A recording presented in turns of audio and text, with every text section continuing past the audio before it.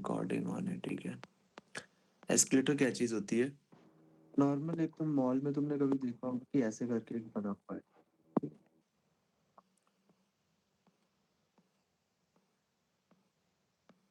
तो इसमें क्या होता है कि जैसे तुम यहाँ पे खड़े हो, ठीक है। तो एस्केलेटर पे नंबर ऑफ स्टेप्स होते हैं, नंबर ऑफ स्टेप्स होते हैं, उसी को हम हम लोग डिस्टेंस कहते हैं, ठीक है। क्योंकि जैसे फॉर एग्जांपल 100 स्टेप्स का एस्केलेटर है, 20 स्टेप्स का एस्केलेटर है, 50 स्टेप्स का एस्केलेटर है, ठीक है, तो उसको डिस्टेंस कहते हैं। फिर अगर तुम यहाँ पे खड़ो हो जहाँ पे ये ऑरेंज वाला है, और एस्केलेटर की स्पीड फॉर एग्जांपल 5 स्टेप्स पर सेकेंड है, 5 स्टेप्स पर सेकेंड है, और टोटल डिस्टेंस मान लो 100 स्टेप्स का एस्केलेटर है। 100 स्टेप्स का एस्केलेटर है, 5 सेकेंड्स पर 5 स्टेप्स पर सेकेंड तुम लेते हो, तो तुम्हें टाइम कितना लगेगा पहुंचने में? 20 सेकेंड्स लग जाएंगे, तुम पहुंच जाओगे यहाँ से यहाँ तक, राइट? नॉर्मल सी चीज। बट एक दिन तुमने सोचा कि यार आज मैं लेट हो रहा हूँ, मुझे जल्दी पहुंचना है, ठीक है, तो तुम भी मूव करने लगे एस्केलेटर के साथ। तुम एज अ पर्सन की स्पीड मान लो 5 स्टेप्स पर सेकेंड से तुम भी मूव करने लगे। एस्केलेटर मूव कर रहा है, तुम भी मूव कर रहे हो, तो देखो, तुम भी ऊपर जाना चाहते हो, एस्केलेटर भी ऊपर जाना चाहता है, तो दोनों एक दूसरे की क्या कर रहे हैं? हेल्प कर रहे हैं, ठीक है, एक दूसरे की हेल्प कर रहे हैं। तो उसमें क्या होता है कि हमारी जो स्पीड होती है वो ऐड हो जाती है। ठीक है, तो अब तुम्हारी स्पीड 10 स्टेप्स पर सेकेंड हो गई। क्यों? क्योंकि एस्केलेटर भी तुम्हें 5 स्टेप ऊपर पुश कर रहा है, तुम खुद को भी 5 स्टेप ऊपर पुश कर रहे हो पर सेकेंड, तो कलेक्टिवली 10 स्टेप्स पुश हो रहे हो 1 सेकेंड में, ठीक है। तो तुम्हें टाइम कितना लगेगा? तो तुम्हें टाइम कितना लगेगा? आ देखते हैं। तो तुम्हें टाइम कितना लगेगा? टाइम तब तुम्हें लगेगा, 100 स्टेप्स थे, 10 हो गया, तो ये देखो 10 सेकेंड्स लगे, ठीक है। ये देखो, ये हो गया नॉर्मल टाइम, ये हो गया तुम्हारा जब तुम हरी में हो, ठीक है, तब का टाइम। एक और सीन बनता है कि यार तुमने सोचा कि ये इस कलर से नहीं बनाता हूँ, इसमें देखो, तुमने सोचा कि तुम यहाँ पे हो, ठीक है, और एस्केलेटर ऊपर ही जा रहा है, ठीक है, बट तुमने सोचा कि मैं यार नीचे चलूंगा, मैं यार नीचे का स्टेप लूंगा, तो तुम नीचे के 1 स्टेप पर सेकेंड ले रहे हो, ठीक है, सिर्फ ग्रीन वाला देखना प्लीज। तो क्या हो रहा है कि तुम ये पर्सन हो, तुम नीचे जाना चाहते हो 1 स्टेप पर सेकेंड, एस्केलेटर तुम्हें ऊपर ले जाना चाहता है 5 स्टेप्स पर सेकेंड पे, ठीक है। तो इसमें नेट नेट देखा जाए तो अब देखो, 5 स्टेप एस्केलेटर तुम्हें ऊपर ले जाएगा, 1 2 3 4 5, बट तुम एक स्टेप नीचे आओगे, ठीक है, तो कलेक्टिवली देखा जाए तो नेट नेट 4 स्टेप्स मूवमेंट होगा अपवर्ड की तरफ, ठीक है, 4 स्टेप का मूवमेंट अपवर्ड की तरफ होगा। तो तुम्हें टाइम कितना लगेगा? That will be 100 / 4, that is 25 seconds. अब इन तीनों चीजों में फर्क क्या पता चला? जब तुम नॉर्मली जा रहे थे तो तुम्हें 20 सेकेंड्स लग रहे थे, ठीक। जब तुमने खुद हरी में थे, तुम खुद भी चलने लगे, जैसे नॉर्मल लाइफ में होता है, तुम चलना क्यों कब स्टार्ट करते हो? जब तुम लेट हो रहे होते हो, ठीक है, तो तब 10 सेकंड लग रहे हैं, देखो टाइम कम लग रहा है। जब तुम ऐसे उल्टी सीधी हरकत करते हो ग्रीन वाले की तरह, तो तुम्हें टाइम ज्यादा लगता है, 25 सेकेंड्स। तो ये होता है पूरा पूरा सीन, समझे? कि कैसे एक एस्केलेटर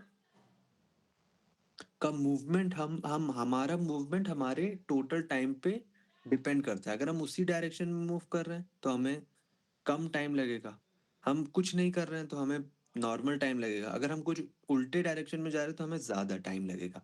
ये टाइम का कंपैरिजन है, ठीक है। तो क्या होता है, जैसे ये एस्केलेटर है, तो मान लो 100 स्टेप्स कवर करने हैं, तो अगर सिर्फ एस्केलेटर चल रहा है तो योर वर्क प्लस एस्केलेटर का work is equals to total work, ठीक है। अब इसका क्या मतलब है यार?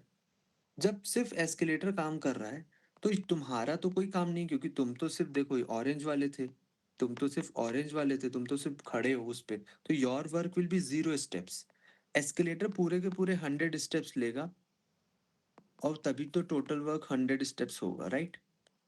ये हो गया ऑरेंज वाला सीन। फिर ब्लू वाला जो सीन था, ब्लू वाले में 5 स्टेप्स तुम भी ले रहे हो, एस्केलेटर भी 5 स्टेप्स ले रहा है। तो ब्लू वाले में, जो ब्लू वाला सीन है, उसमें आ रहा है योर वर्क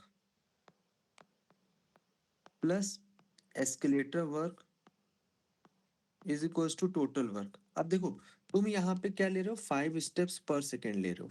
कलेक्टिवली तुम लोगों को 10 सेकेंड लग रहे हैं, 10 सेकेंड लग रहे हैं, ठीक है।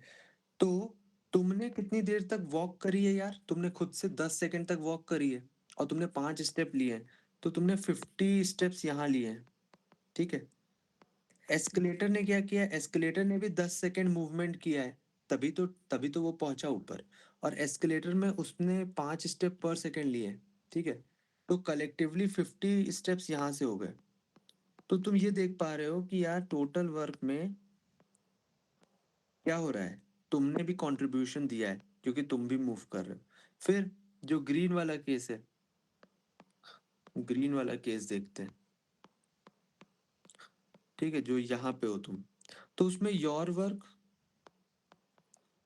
Plus escalator work equals to total work. Escalator को अगर हम लोग देखें ग्रीन वाले में, ग्रीन वाले में एस्केलेटर अगर 5 स्टेप पर सेकेंड से जा रहा था, टोटल टाइम कितना लग रहा था, 25 लग रहा था। एस्केलेटर 5 स्टेप्स पर सेकेंड से जाता है, 25 टोटल टाइम लगता है। तो एस्केलेटर ने कितने स्टेप्स लिए, 5 × 25, दैट इज 125 स्टेप्स, राइट। और तुमने क्या किया यार, तुमने 1 स्टेप पर सेकेंड लिया है 25 सेकेंड तक। तो 25 स्टेप तुम्हारे है, बट दूसरे डायरेक्शन में है, तो तुम्हारे -25 स्टेप्स हुए। तो कलेक्टिवली तो 100 स्टेप्स हुए, ठीक है। इसमें एस्केलेटर को ज्यादा काम करना पड़ गया, ठीक है। एस्केलेटर एक नॉर्मल स्पीड से मूव कर रहा है ऊपर, तो तुम देख रहे हो कि एस्केलेटर ज्यादा देर तक 125 स्टेप्स कवर करेगा। यहाँ पे एस्केलेटर को कम काम करना पड़ा, यहाँ पे एस्केलेटर को जितना करना था उतना करा, ठीक है। क्योंकि उसके करस्पॉन्डिंग तुम क्या कर रहे हो उस पर डिपेंड करता है। तो यहाँ पे एक लाइन आती है कि total work, total time is equals to man के पहुंचने का time is equal to escalator के पहुंचने का टाइम। ये बराबर होते हैं। इसका क्या मतलब बोला, जैसे मैंने यहाँ पे 50 स्टेप बोला था ना, वो आया कैसे था, 5 × 10 सेकेंड्स और 5 × 10 सेकेंड्स।